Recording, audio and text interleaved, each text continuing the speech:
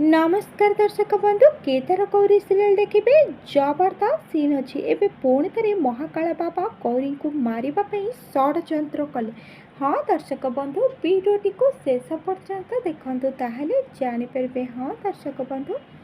आपणकर प्रिय सीरियल केदार गौरी देखा पाइबे जे ब्राह्मण जनक गौरींकर झील को कहे ये कौन सामान्य झील नुहे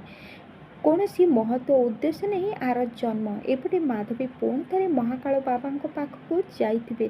गौरीर सर्वनाश तापर महाकाल बाबा कहे ए ने बास मो शक्ति उपरे संदेह करुचु ना एटा हूँ मोर तृतीय नयन भाया एवं महाकाल बाबा निजे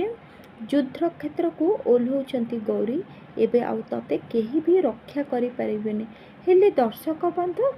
कौन माधवी पुणी थे गौरी और झील को मारिदेवे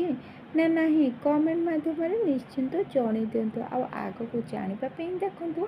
आज राति 8:30 केदार गौरी एवं केवल सीधा टीवी रे।